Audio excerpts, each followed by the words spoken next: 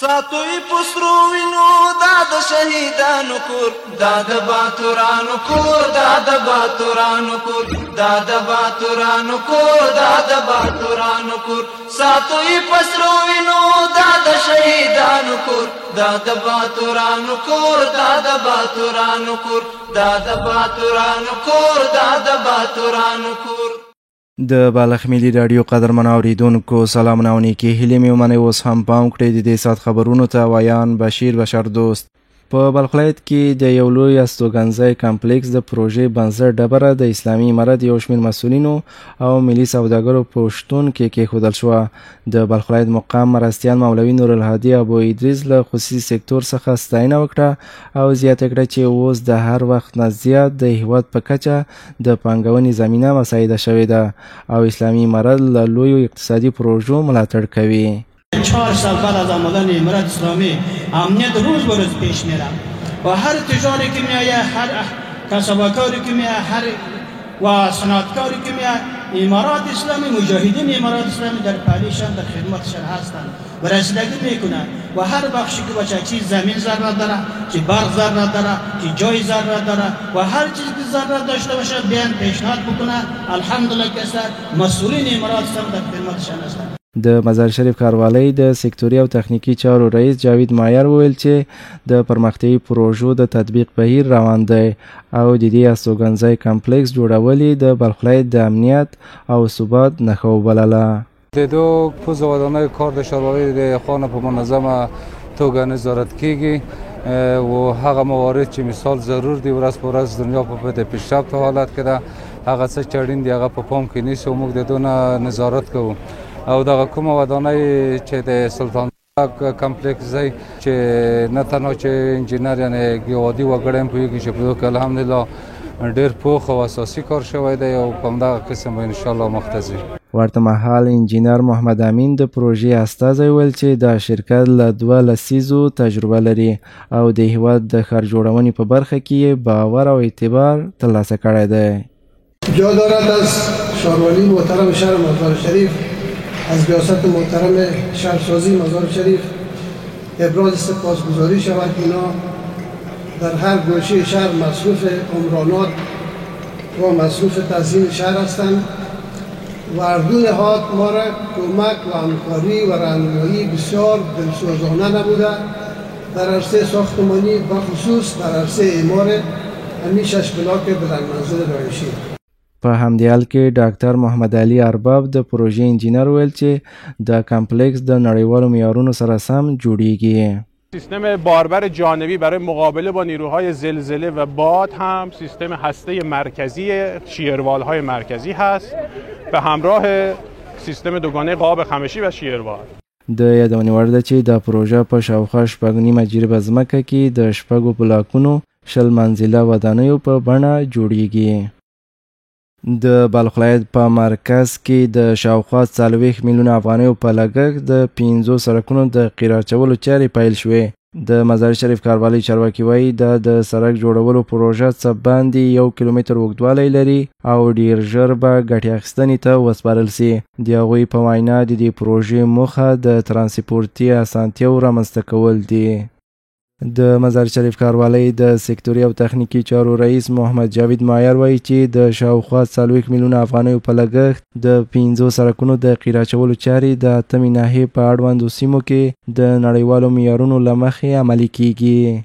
دا 5 سړکونه دي دو په ارتباط باید ووایم چې تقریبا د ټول 1.5 کیلومتر راځي چې یو سړک 12 متره دی عرض او 3 سړکو عرض 9 متره دی او د یوه سړک عرض 6 متره دی او بودیجه هم د ښاروالۍ د انکشافي بودیجه د خوا تمویل کېږي چې 9 میلیونه افغانۍ د دو بودیجه د دغو 5 سړکو دپاره ځانګړې شوې ده. ورته مهال د پروژې انجینر مهدي محمودي وایي چې د سړکونو د قیراچولو چارې د نړیوالو اصول او د منل شوو معیارونو له مخې پر مخ روانې دي. که ما مطابق با اصول و شرطنامه‌ای که شهرداری شهر مزار شریف برای ما مشخص ساخته، ما مطابق همون اصول و شرطنامه کار خود پیش بردیم و از این به بعدش هم پیش میبریم. فعلا مرحله وایرینگ کورس یا لایه دوم قیریزی ما میباشد. د مزار شریف ښاروالۍ په وروستیو کلونو کې د زیربنایي چارو او سړک جوړونې ګڼې پروژې پیل کړي دي چې د ښار په بېلابېلو ناحیو او مرکزي سیمو کې عملي کیږي.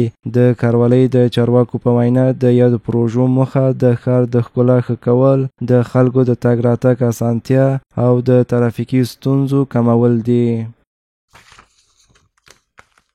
د مزار شریف ښاروالۍ د نهمې ناحیې په مربوطاتو کې د دشت شور د کانال د جوړولو چارې د شاوخوا 12 میلیونه افغانیو په لګښت پیل شوي.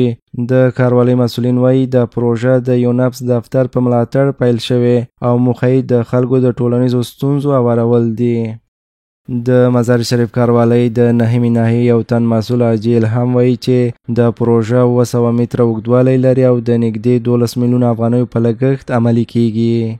اولا خب پروژه دشت شور یک پروژه حیاتی است. آب تمام شهر از نواحی مختلف سرازیر میشه میاد به کانال دشت شور.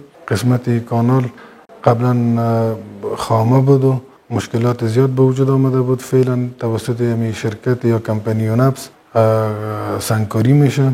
طول 700 متر است، عمقش 1.70 است و عرضش هم 2 متر است. تقریبا 12 میلیون افغانی بودجه ازی میشه که 50% از سهم مردم است که برای کارگر تعلق میگیره و 50%ش هم موادی که ضرورت میشه استفاده میکنن. په همدې حال کې د پروژې انجینر عارف رحماني وایي چې د دې پروژې چارې به د تخنیکی معیارونو له مخې په لوړ کیفیت او ټاکلي وخت کې ترسره کیږي. خود کانال به امتداد کانال سابق جور شده و این بسیار یک گپ نیک است به خاطر از اینکه امی شهر رو به گسترش است. کانال هر قدر گسترش پیدا کنه این به نفع سرک و ناحیه و منطقه خود نمرات رهایشی که هستن مفید واقع میشن. د یادونې وړ ده چې په دې پروژه کې څه باندې 100 کسان په مستقیم ډول په کار بوخت دي او د کار له لارې مناسب عاید ترلاسه کوي. د مزار شریف ښاروالۍ د چارواکو د هڅو په دوام د ښار د زیربنایي چارو د ښه والي په موخه د فردوسي څلورلارې شاوخوا د سړک د بیارغونې او پراخېدو چارې پیل شوي دي او ټاکل شوي چې په راتلونکو څو اونیو کې ګټې اخیستنې ته وسپارل سي. له بلې خوا د مزار شریف ښار اوسیدونکي د ښاروالۍ له دې اقدامه خوښي څرګندوي او د دې ادارې له هڅو ستاینه کوي. د پروژې انجینر نعمت الله وایي چې دا پروژه د طرح شوې نقشې له مخې بیا رغول کیږي او ټول لګښت د مزار شریف ښاروالۍ له بودیجې څخه تمویلیږي. د دې پروژې دا چوک فردوسي چې مزار ښاروالۍ پورې مربوط کیږي چې بودیجه تقریبا 13 میلیونه افغانۍ ده. دغه پروژه چې د اوږدوالی چې دی موږ سره 411 متره دی چې د چوک بر چې دی دا 2.5 متره دی. په دواړو طرفونو کې مونږ یله لرو ورسره د یلې داخل منځ چې دی 80 سانتي دی. یو طرف والی چې دی هغه 15 دی، هغه بل طرف والی چې دی هغه 12 سانتي دی. نوموړی همداراز وایي چې د پروژې چارې به د تخنیکي معیارونو او مناسب کیفیت له مخې ترسره شي او له پلي کېدو وروسته به د موټر چلوونکو او خلکو لپاره لا زیاتې اسانتیاوې رامنځته سي. ان شاء الله د کیفیت او معیار په باره کې چې موږ ته کوم بیوکیو راکړل شوی، کوم ډیزاین راکړل شوی، په هغې ډیزاین کې ان شاء الله تر اوسه پورې موږ بریالي شوي یو. د مزار شریف ښار یو تن اوسیدونکی محمد نعیم د زیربنایي پروژو له پیل څخه خوښي څرګندوي او دا د ښاري پراختیا پر لور یو اغیزمن ګام بولي. نو ان شاء الله دا د وطن آبادي پلان روانه ده او ډېر په ښه توګه روانه ده. دا پلان دغه چوک د فردوسي چې و ډېره خرابي وه او دلته به ډېرې اوبه درېدلې چې زما د موټرو ته ډېره ستونزې وي خلکو ته.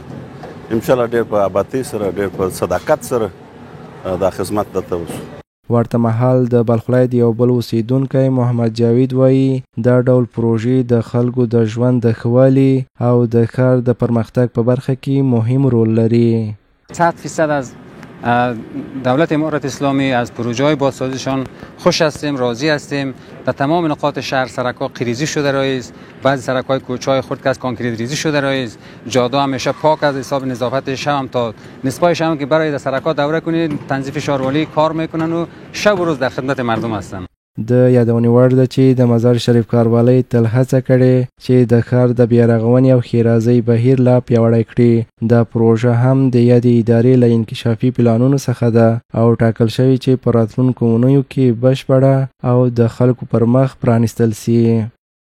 د بلخ ملي راډیو قدرمن اوریدونکو دا و د دې ساعت خبرونه. تر بیا مع پامان او تاسو ته ښه وخت. ساتوی پسرو وینو دا د شهیدانو کور، دا د باتورانو کور، دا د باتورانو کور، دا د باتورانو کور، دا د باتورانو کور.